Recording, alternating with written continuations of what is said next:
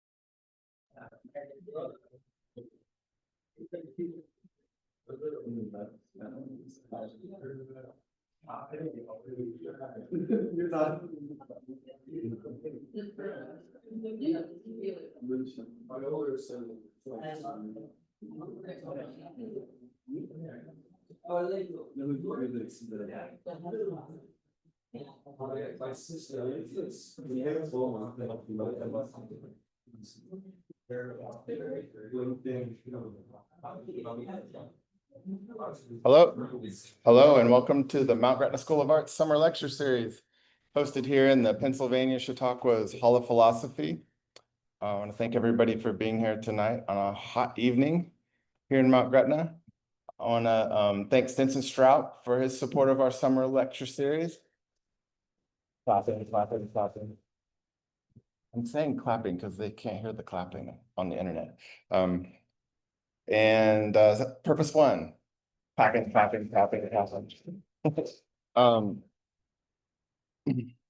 Our real quick blurb about our summer program. It's a 7-week summer intensive school, residential.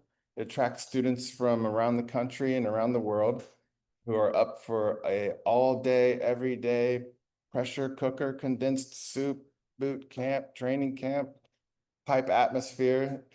The type of students that between their spring and fall semester want to keep working harder, which is a lot of fun to have those kind of people here.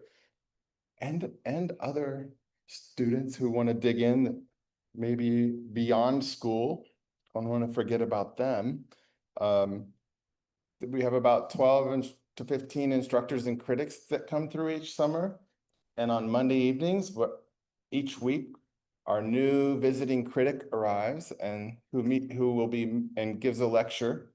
Xico Greenwald is with us this evening. Yeah, clapping. And then after the students get a nice listen and see to what he's all about, he'll be visiting them in their studios one-on-one for the next 2 days. Xico, I think, might have been my first, were you my first, at least the first year, maybe even my first painting teacher? 2014. In 2014, the second year. We were like just making toddler baby steps then. So I remember how excited each year, I couldn't believe it that these artists would want to even come teach here. So it was exciting, but I think a lot of artists, including Xico, understood the need for a school like Mount Gretna School of Art on the higher education level, and nobody said no. I couldn't believe it. I still can't believe it. Xico Greenwald, I will say this is probably everyone's hoping I'll stop, but I remember you cooked a wonderful Portuguese brisket or something one day, and it took all night. The whole house smelled like brisket. It was amazing. Xico Greenwald is a New York City-based artist. Xico attended the Yale Norfolk School of Art, similar setup to this. Received a BA from Bard College and an MFA from Brooklyn College, CUNY. He is represented, CUNY or SUNY? CUNY. CUNY, got it. City University, New York. He is represented by George Billis Gallery and Armature Projects, and has curated exhibits at Queens College Arts Center, Long Island University's Selena Gallery, and Westbeth Gallery. Xico has taught at the New York Studio School, Pratt Institute, ICA Italy, Rider University, and right here at Mount Gretna School of Art. He is a full professor at Borough of Manhattan Community College, City University of New York. I just learned that. His art writing has been published by numerous outlets, including the Wall Street Journal, The Spectator, and the New York Sun. And in fact, the New York Sun was how I learned about Xico. I think I was into what he was writing. Upcoming group exhibition that we can look to is Evocations in October at their gallery, 135 West 26th, New York City. Exploring works which straddle the line between abstraction and representation, evoking the natural or man-made world, rather than describing, suggesting, rather than illustrating. That's news to me. I didn't know I was in that show. I don't think that's right. Might not be right. You might not be right. Okay. I'll talk to my editors. All right. Anyway, if you would like to mention in the show, now that you're in the show, it's wonderful. Thank you. But you might mention if some recent shows that you're proud of or something. Yeah. I think that's what I had asked for. Oh, Oh, no, that's okay. okay. So everybody, welcome Xico. Not in that show.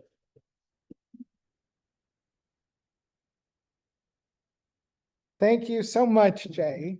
Am I holding this at the right angle? Yeah, great. It's really a treat to be here 11 years later. And yeah. Oh, and with such incredible colleagues and students. This is exactly the place I would want to send my own son, who happens to be here, Fabian. I called this talk Chill Vibes Only because Jay emailed and asked if I had a title for the talk. And this just happens to be a phrase that I find that I use often in the classroom. I'm a professor at Borough of Manhattan Community College, where I teach alongside Simon Carr and Thaddeus Riddell and Siobhan McBride, lots of wonderful colleagues. And I find that when I'm teaching there, I'm talking to students about your age, and they're either in their freshman or sophomore year of college. And I find that this is something I say a lot in class: chill vibes. And I think that that's something I find that I say in class because I think making art, it seems to be often a series of contradictions, and it can be stressful. I mean, on the one hand, we're there to make something. On the other hand, if you're too preoccupied with what the result is going to be, you're not going to be able to make anything good. So it's a stressful activity.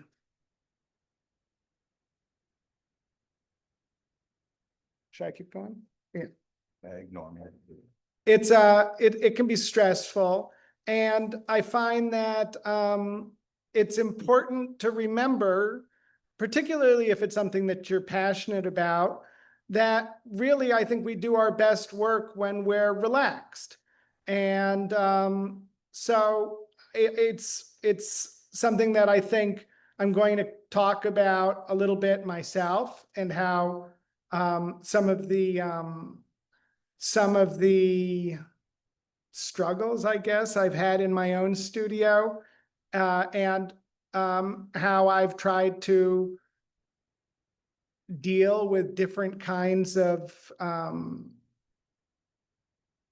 challenges. I found that it usually helps to relax. So I was born in 1977 in Washington, D.C.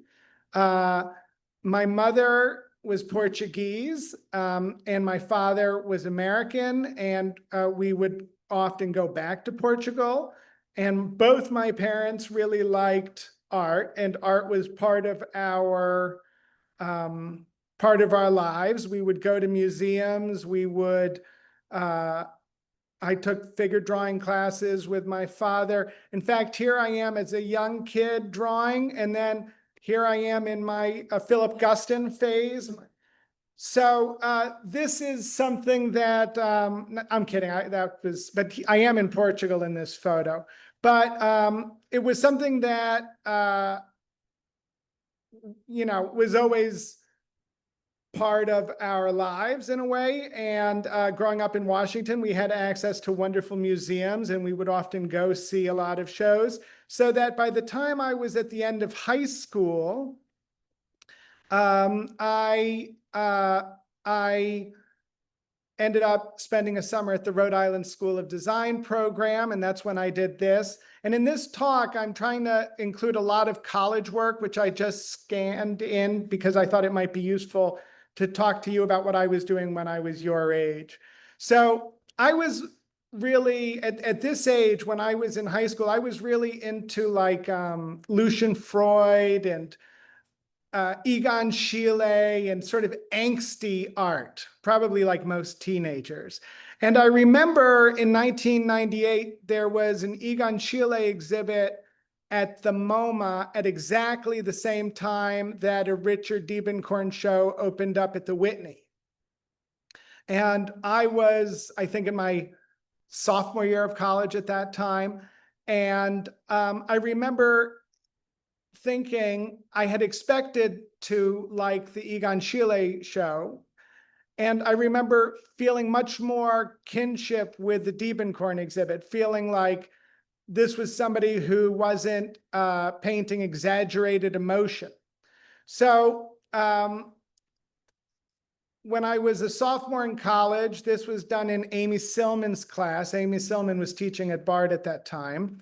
And we had to do a series of 4 paintings. So this is some work I was doing in my sophomore year after having seen that Richard Diebenkorn show.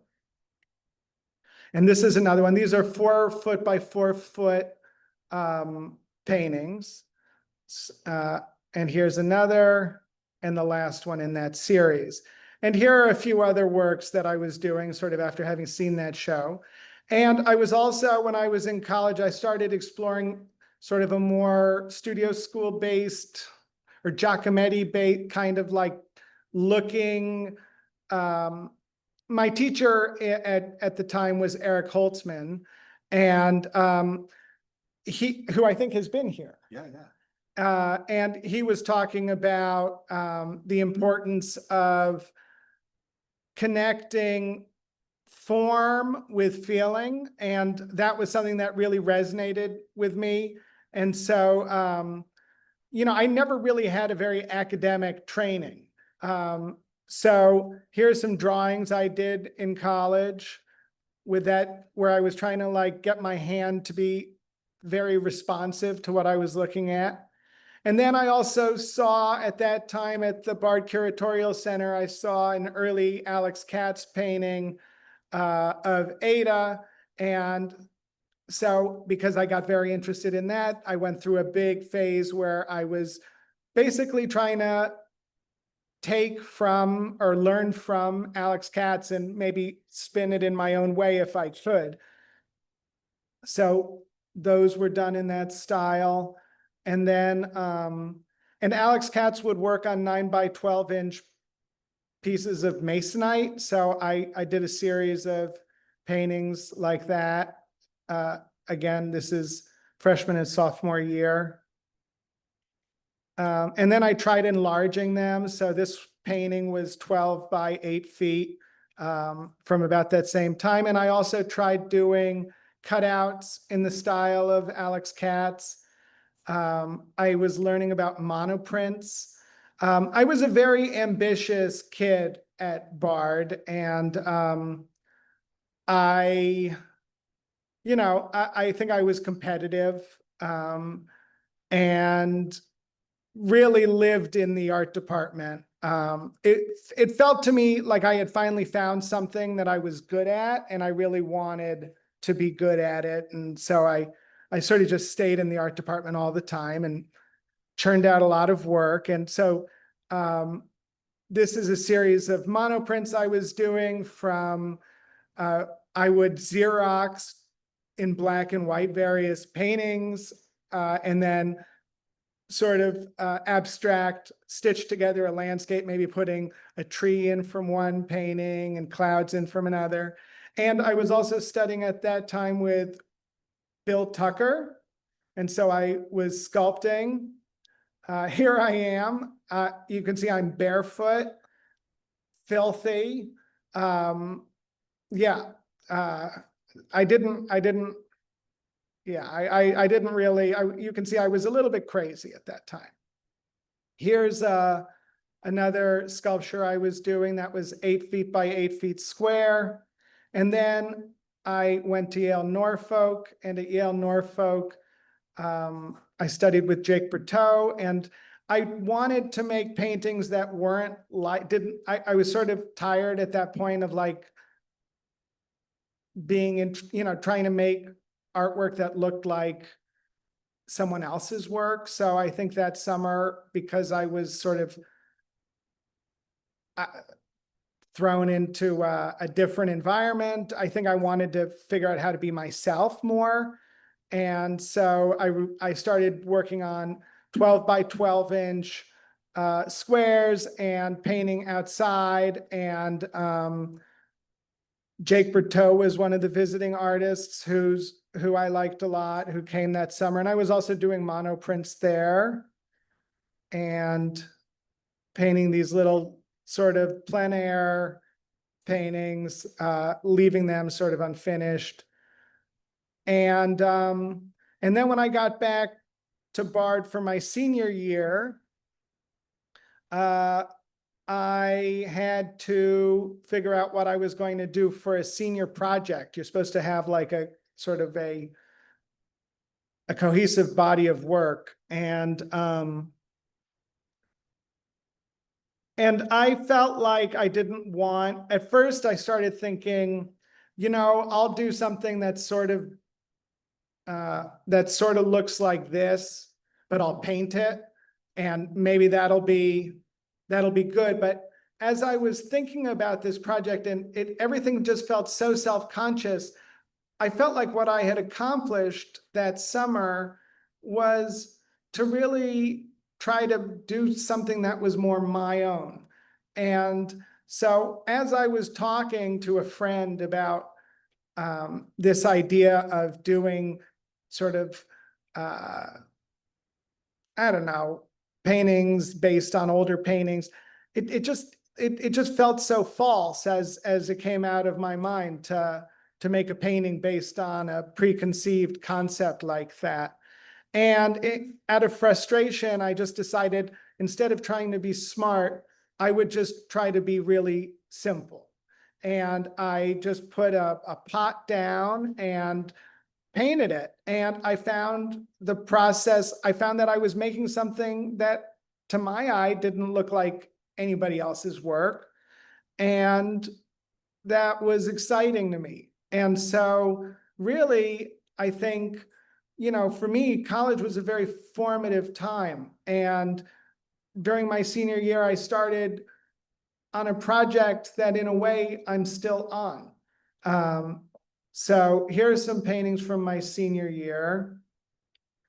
And this one's pretty large, like 4.5 feet tall. And this one's only like 2 feet tall, but it's not so different than what I do now. What I was trying to do at this time was just to be as authentically myself as possible in these paintings. And so I was taking sort of a Cezanne-like approach where first of all, I would set up a still life that I found exciting.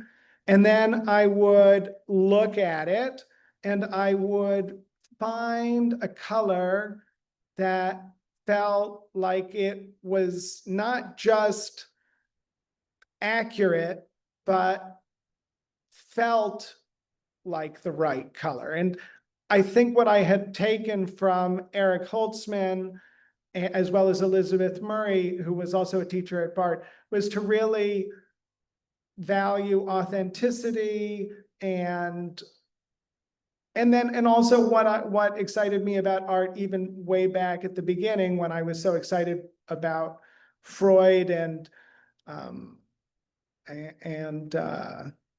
Schiele, thank you, was that art is an expressive medium and you want to express yourself. So here's some works from college, and they were done with a palette knife mostly. And it was fun to scan these and go back and look. And some of them are, like this one was very influenced by Roman wall painting, something that I was looking at the time. I was looking at and loving Chardin a lot. I mean, these are still my favorite things to look at. And, I was a very romantic kid. And so I was, this was at a time in the 90s when people thought that what I was doing, I mean, I remember when I was painting this painting, Jules de Ballancourt, who's a wonderful guy and whose work I like a lot, happened to be in my building. And he said, "What the hell do you think you're doing? Like, are you taking a time machine back in time? These are ridiculous." Which, stung. But I was trying to paint paintings that, one, felt true to me and also were expressive. And I met Fabian's mother, Manena, who is a wonderful artist herself, and who introduced me to Nicholas Caroni in Italy. And we had a wonderful girl named Imogen, who is now living in Washington, D.C., who I'll be seeing shortly. But during this period after college, with a baby, it was an incredibly difficult time. We had no money, and I was working difficult jobs, and I put myself through graduate school. And while I included a lot of works from college, I haven't included any works at all from graduate school. I tell myself as an excuse, it's because I can't find them, but I'm not looking that hard. I found graduate school a very difficult time. One, because I was a bit older than some of the other kids, and I didn't have a lot of time to devote to it.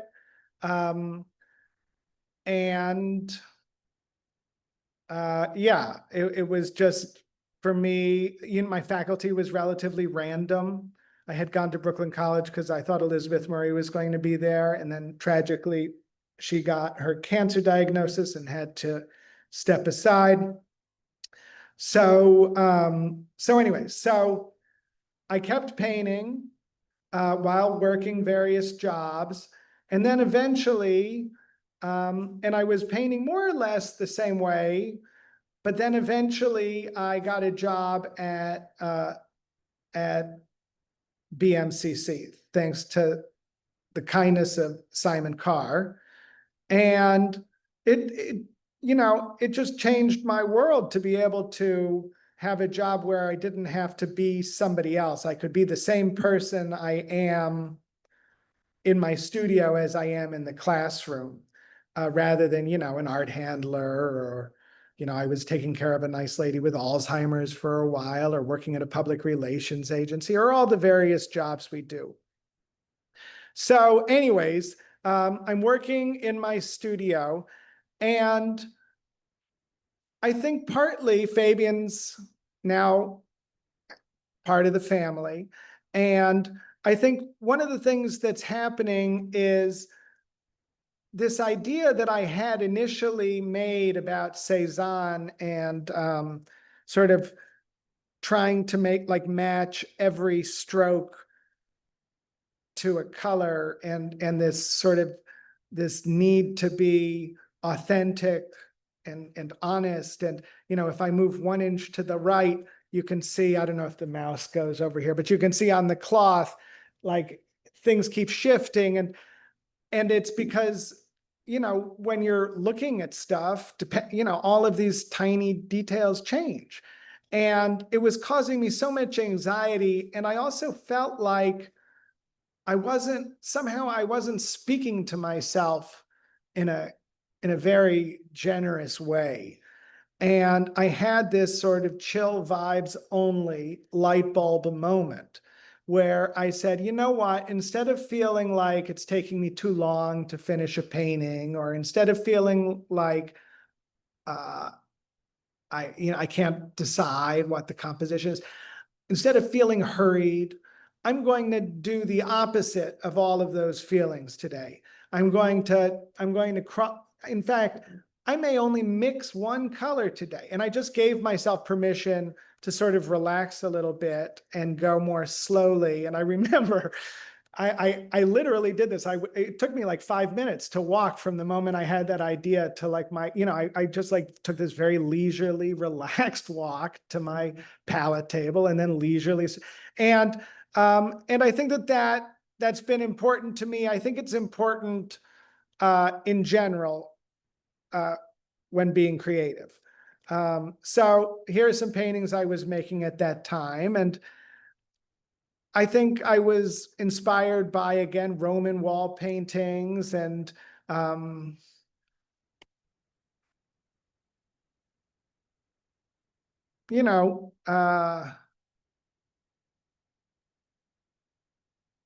also, I was trying to set up scenes that I found seductive and enjoyable to look at, and then also enjoyable to paint. So this one, for example, like this horizon line is exactly in the middle of the painting, and it was sort of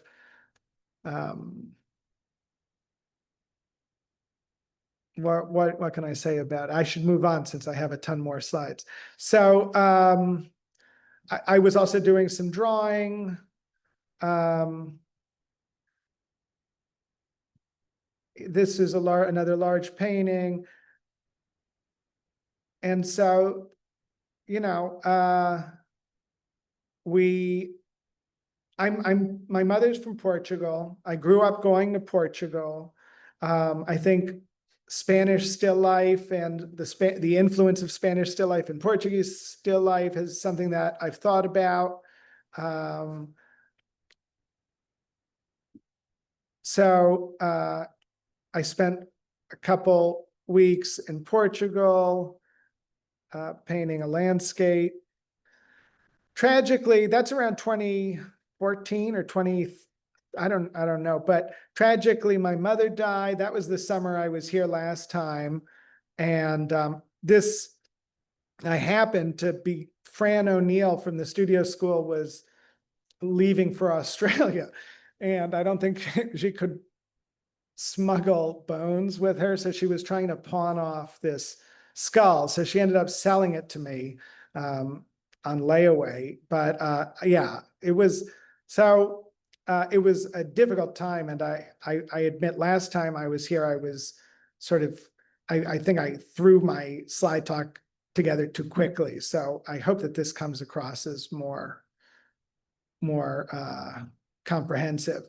So anyway, so now, yeah, I just continue to paint these still lives. This one is very big. This is a still life of an ostrich egg. Now, sometimes what was happening is sometimes I get these jobs from decorators where they'll say like, hey, it started back in the year 2000 when I made a painting for a friend that was reproduced. It was reproduced in New York Magazine, and at the credit in the back of the magazine, it said it was a fake Franz Klein. It said fake Franz Klein by Xico Greenwald. And this was like in the early days of the internet. And I still get like commissions based off of that and occasional jobs. And I love doing it because like here is an example. I did it for a wonderful decorator named Nick Olson. And, he wanted sort of a Kenzo Okada inspired work. And I really enjoy doing it.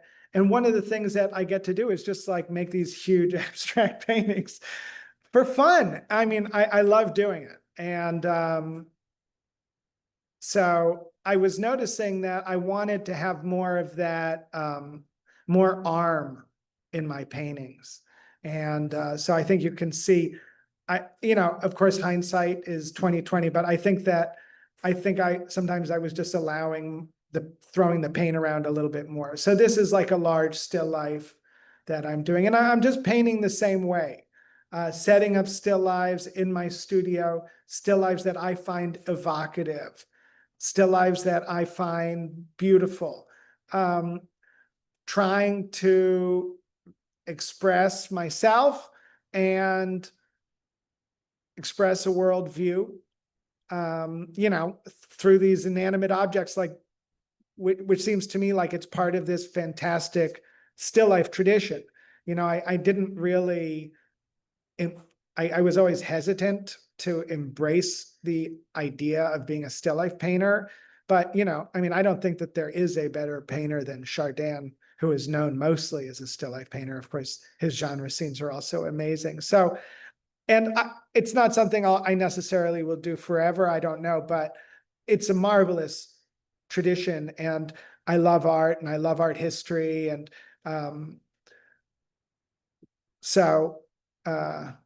this is a large painting, and this was part of a show in the painting center. I have this job. I was hired to be, I taught at a bunch of different schools, but I was eventually hired to be full-time faculty at BMCC, and you need to have shows, and of course, showing at the painting center, it's an honor, and also it felt like something I needed to do to get tenure, because I think at that point I was just sort of resigned to the idea that I would just be painting my own paintings away from the art world. And ironically, I have had a few opportunities at a couple galleries, and it's been great. But I think because of that early experience, and I'm not trying to dox Jules, if that's the right term, but because of that early experience, I do. I was sort of desperate for a job that would offer me the ability to live a creative life and to be an artist. And that having that full-time job at BMCC was critical, and I needed to have a show. And Shazi at the painting center was nice enough to offer me this space, which, of course you pay for. So, but still, it got me through that initial hire, and and then once I had more shows, but once I had tenure and I was able to be promoted and stuff, then my job was really more secure. And that's a nice feeling, or at least that's sort of what I craved as a young artist, was just finding a way to make paintings that I believed in, and so this is an oval painting, which belongs to my dear friends Ruth and Alexis. And this is a painting of a Portuguese coffee pot. and the same coffee pot. And I wanted to sort of take you through how the paintings get made because they do change a lot. I try to move things around, move the still life around if I need to. So this painting actually began with the pot on the right side, and then I moved it to the left side, which is what you see in this picture. Because you can see the silhouette of the handle on the right side. And then, as I'm developing it, eventually I think that the form of that mug isn't going to work. So I swap it out for a pitcher. And here's another one. At this point, I had wandered into an estate of sale at Sotheby's of Mario Boada and all the things he had collected over his life. And, he had an eye where it was almost like, it was just his works were just, the things that he had were so funny and like handmade and full of a kind of a humanist humor that I really enjoyed. And so I tried, at least I was sort of consciously in my choice of objects, thinking about Mario Boata in that painting. And here's a better picture. And sometimes I have two pictures because one is by me, and then the washed out one tends to be the one I paid for. So here is another still life. And this I was lucky enough to show with Alice Govan at her marvelous gallery in Portland for a while, which I know Stanley showed at. And Ken, I don't know if you showed there too. But Alice is a dream. And this painting, her parents, Gina, bought this painting. So thank you if you're watching. And this painting was purchased by my friends Andrew and Minji. So thank you if you're watching. Anyways, and then my wife kept this one. But these are, this is what I'm making in the studio now.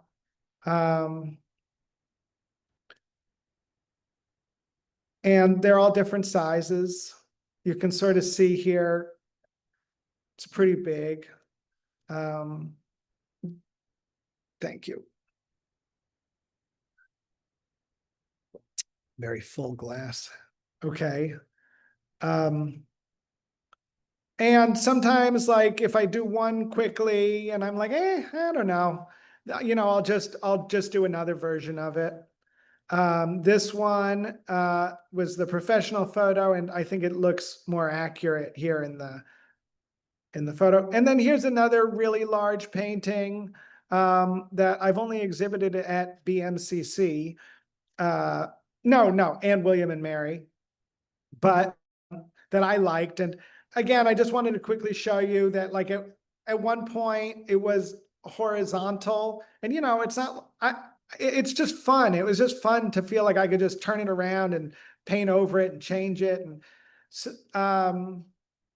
so there it is. And here's another one.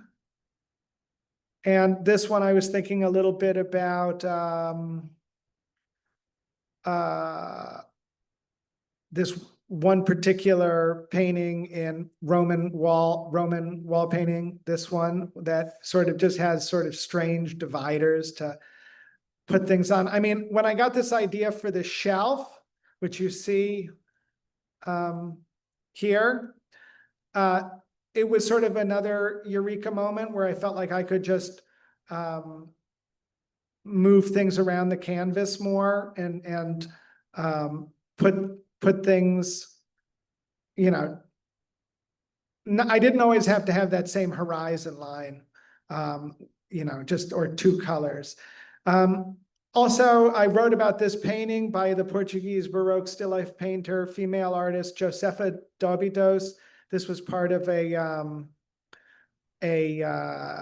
sabbatical project where I got to go and look at some paintings in her hometown. And I found that even though it was a project that I had proposed, and even though I don't really like the idea of being, I like the idea of moving of allowing my artwork to evolve naturally. It did end up so that after looking at a lot of Spanish still life painting, a lot of these ideas I did just bring into my own painting, like steps or, having objects at different heights. Some paintings start off as sketchbook ideas, and then I'll just go ahead and make the still life. It's been liberating to realize that we all create our own process. And, you look at Stanley's work, and this is a wonderful, mad invention of his. And you and Ken, his, and all the faculty. And it's liberating. It's fun to realize that, you can you can make up your own rules, and include certain information or take things out. This was a painting inspired by the steps idea. And then I did this one, another one, and I sort of liked it, but I wanted those objects all up a little bit taller. So I just got some tracing paper and moved everything up 2 inches and did a slightly different version of it. Here's another one that began as an idea, and then I had fun sort of making the still life. And these paintings were shown at William and Mary, which was a wonderful opportunity, and that school is fantastic. And that was a lot of fun to have that exhibit. So thank you, William and Mary. And here are some paintings that I did at about that time. Again, thinking I don't always want to have a straight horizon line across the composition. I'm going to try to make a composition out of two, shapes that have positive, negative tension. And yeah, and having fun in the studio, and feeling like my bet as a young person paid off. That I was able, I mean, that, it's not always easy, but that's why I decided to be an artist. That's why I pursued this career. You guys, those years in college are very important, very formative, and yeah, it's tough. It's not the teaching jobs are in short supply.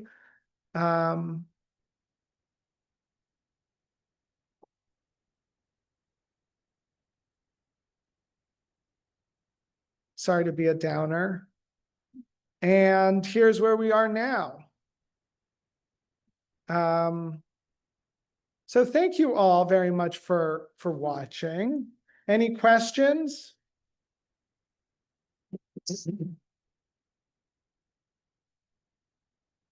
And thank you, Xico. We're going to bring the mic to you so that everyone can hear you. And then if Xico might need to briefly repeat the question so that Sure. they can hear online. But when you get the mic, you kind of have to point it at your mouth because you can't hear it very well like this.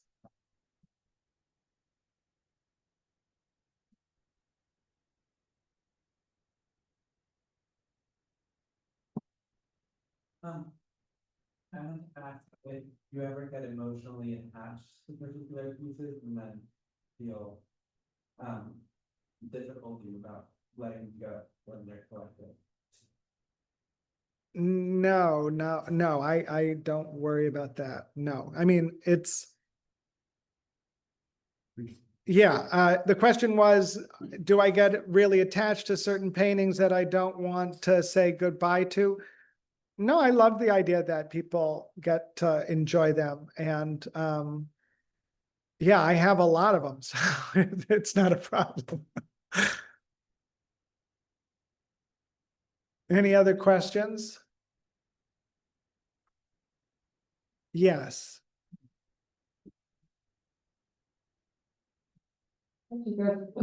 Your paintings seem to me to have a very even light much of the time. If we think about an illustrative light or and I wonder how variable it is in your setup. Is that something that you think of as like, it sounds like you're doing a lot of composing with the still life with the materials. How often do you find yourself like moving around the light source? Well, I have a studio next to Paul Rezica. I'm his tenant, which is an incredible luxury. And this building, which is on 80th Street, it was built as an art school. And therefore, they have these skylights that are angled just a tiny bit back to let in the maximum amount of daylight without getting direct light as possible. So it's the most beautiful studio I've ever had. And sadly, the building may be knocked down. I hope it doesn't happen. But right now, we're like the only tenants left, really. There's a battle over this building, but it has beautiful northern light. I always painted by artificial light. And when I painted that way, I would mix incandescence with fluorescence. That's what I found to be, for me, the most pleasing to paint by. But the studio now has northern light. And so that's, it's just lovely to be able to paint by northern light. Are you always looking for like an even kind of dispersed light? Not always, but I know what you're saying. Like, there's not a lot of modeling in some of these. Some do, some don't. Let me see. But yeah, no, I like in this one, for example, one of the thoughts I was having, and I don't know why I was having this thought, but I just decided to go with it, was, well, first of all, I mean, I was thinking about abstract painting, I was thinking about Bryce Marden and how much I liked those compositions and those color relationships. But I was also thinking about trying to find a color that could be accurate and be even. So to answer your question, I was trying to see if I could find like colors that could somehow occupy larger shapes and still feel true. I will briefly add real quick that anyone on Zoom can use the chat function only. If you want to ask a question on the chat, and then we'll read it out loud. I was wondering, you talked about how you seem to easily move things around your painting, and I think even that is fun. How do you wrap your head around that? Because it's hard. I think the part of art is the practice of letting go of things that aren't working. And how? Beautiful question. That's why what I was hoping to talk more about. So the question is, how do we accept the idea of being casual about moving things around? And I think, well, it's just point of view. And I really think that if you can be relaxed, one way to look at when something goes quote unquote wrong is that it's freedom to like, oh, good. Well, I was also second guessing this, that, and the other thing. So, well, if this one thing is off, let me try that whole. And it's just, I find it's a more fun. It's hard because of course we worry, about painting, but I think it's important to approach your subject. I don't know.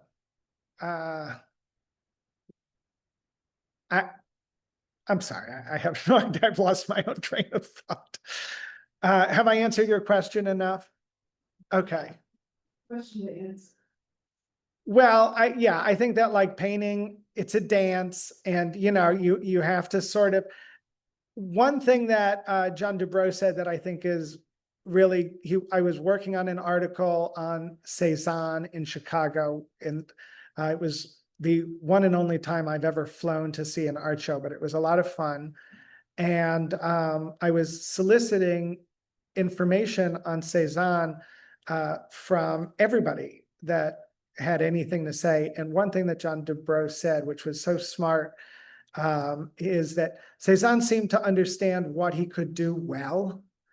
And I think, you know, I've been trying to think about that myself, and it seems to have led me here right now. I don't know if it's right, but and it may change, but it just seems like, you know, right now, like my interests seem to be in these more sort of abstracted uh, compositions, but yeah, I mean, I really believe that abstraction is always present, you know, it's not just in contemporary art. I think it's really, for example, those, you know, Spanish still life painters, those paintings are incredibly abstract. I mean, who's the artist who hangs the cabbage? I had his, I mean, no, I'm embarrassing myself. But no, I mean, and he's a marvelous painter. Anyways, no, those paintings are incredibly abstract. And so I think I'm just sort of riffing on some of the ideas that are inspiring me at the time, that I see, like my own, giving myself permission to have my own take on what I encounter in the museum and my own response to it.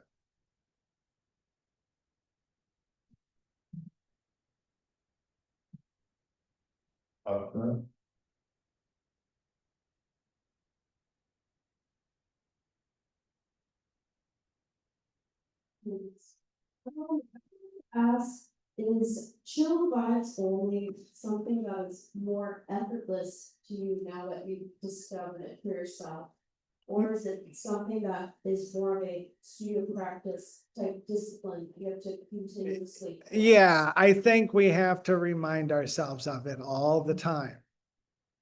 And strive to be relaxed and remember that as the goal, right? I think that when your egos are on the line, this is the thing we all want to be so good at, and we're all embarrassed or competing with other people. And that's not really the best way to make art. And it's tough to make art in that situation, in my opinion. And so, you know, I think you have to remember that it's more like you're all in it together and you support each other and, you know, help each other grow, right? Great. And then, I also wondered the same thing as Russ. How do you feel comfortable and casual about moving things around? Would you check my notes? I wrote down for myself, something going wrong is a freedom, and it opens the door for you to. Yeah, like you instead of feeling like, uh-oh, I've ruined this thing, you can say, oh, good, I now have permission to do this other thing that I was thinking about, which of course we're always thinking about other possibilities. So yeah, I think it's important to have that mindset because, you know, you have to accept who you are. And at the same time, you have to strive. And that's very stress inducing. So yeah, I think you should do it from a relaxed point of view as much as possible. I find, at least that was true for me. Yes.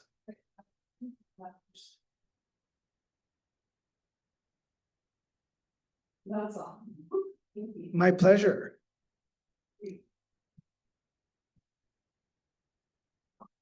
Thank you. Really enjoy your work. Thank you. I have a hypothetical question. I'm curious, Chris. If there were no one on this planet but yourself, no one around to witness the work you make, do you think you would still be painting? And if so, how would those paintings change? Or would they look? I don't, the question was, if I was the only person on the planet, would I still be painting? And what would that look like? I mean, I don't know. I think I'd be pretty, pretty freaked out.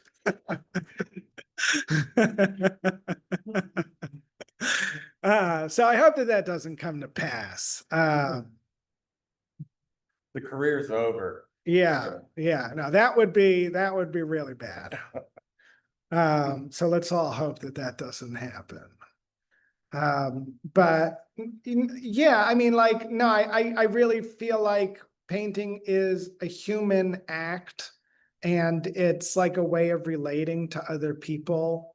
I definitely feel like I've received paintings from the past, you feel them. Of course, we all do. I'm not saying anything that's not obvious. So striving to be part of that incredible tradition was my goal.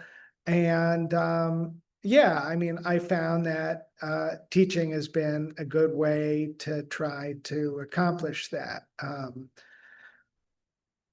But also other friends just simply have commercial success, which is even better. Or both. Yeah. So any other questions? Yeah. Okay. Well, I was just like thinking about, how you like settled on this subject matter, and alongside with like your attitude with short vibes only. How do you, like, you still find yourself uncomfortable often, and how do you feel about like maybe settling into something, things like that? So I think that there are two questions, if I understood. The first one is like about subject matter and like, how do I select subject matter? And then the second part was like, do you feel like you've settled, or like you're in one, like, like, what you're going to be doing forever? No, like, not at all. I definitely don't feel that way. Like I feel very unsure of what I'm doing right now. And there have been times where, I've just felt like a little bit more, I don't know, just like on a roll.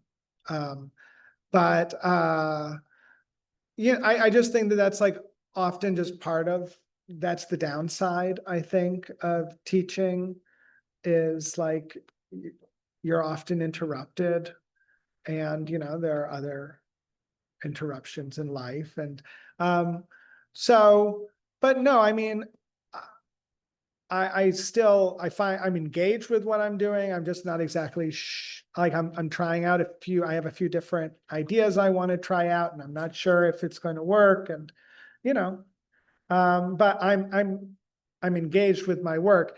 And then in terms of like, how do I select the materials? Like, sometimes it's just like, first of all, I enjoy antiquing, as Fabian will attest, and he's often accompanied me to the auctions just for fun. I mean, I think it's beautiful to look at other things that are made by hand. And sometimes I'll come across something that seems to just suggest other art, sometimes other periods. And I'll sort of just go with it and sort of make a scene that seems evocative in its own way to me. But yeah, I'm just kind of riffing on still lifes right now. Yeah, any other We have questions? some internet questions. Yeah. There's a question from Steve Baker, who says, "It looks to me like your focus comes from faith. I wonder if you ever focus more on shape as an armature to sport color.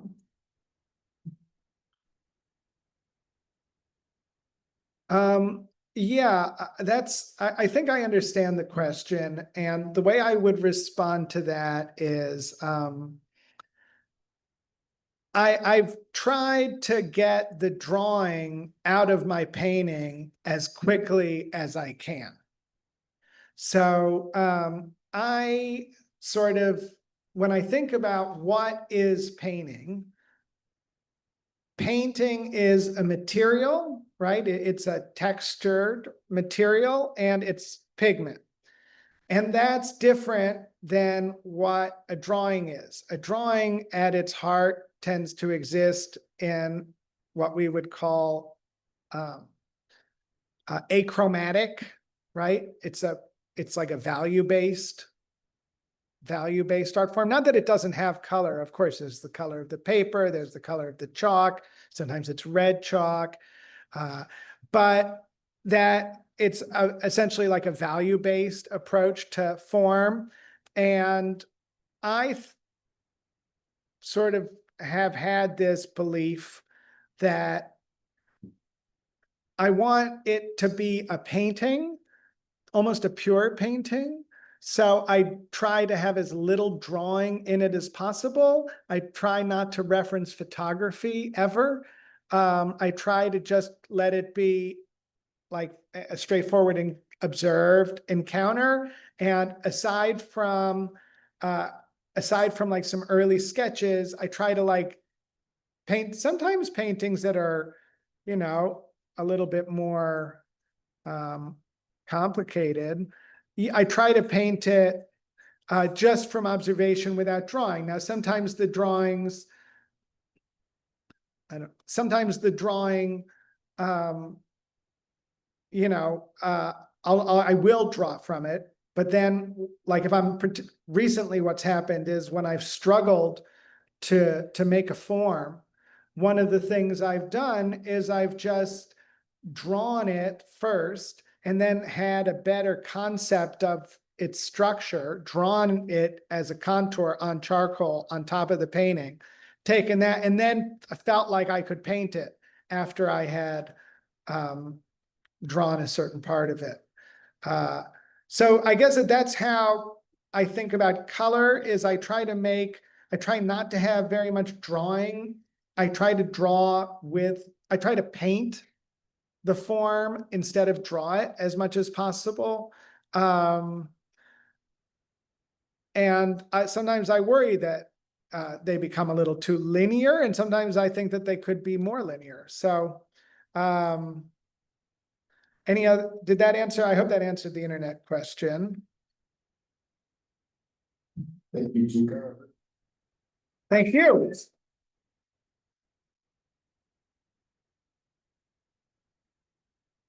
Lots of clapping. Okay, well, that's it. Thank you, Xico. I want to give everyone heads up of what's coming up soon this week is Wednesday morning, 10 a.m. Stanley Lewis will be right here in the Hall of Philosophy. He'll be our last faculty lecturer of the summer. We're all looking forward to that. And he's been teaching our painting class for the past couple weeks. And then our 4 Pillars Artists in Residence, which is an early career residency that we created in hopes that our alumni, once they were through college and grad school and were suffering out there in their early careers, if they needed a little boost and wanted to reconnect with Mount Gretna, they could come back and do the 4 Pillars Artist Residency.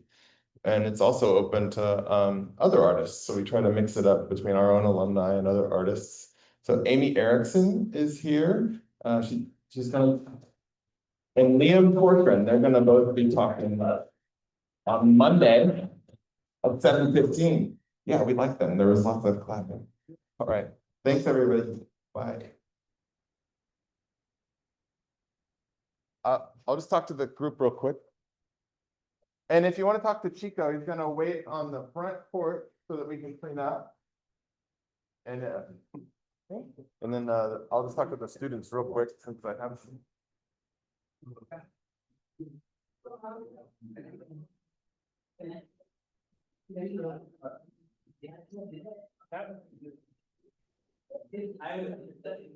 I'll make it quick in case you wanna. Try to Xico out here.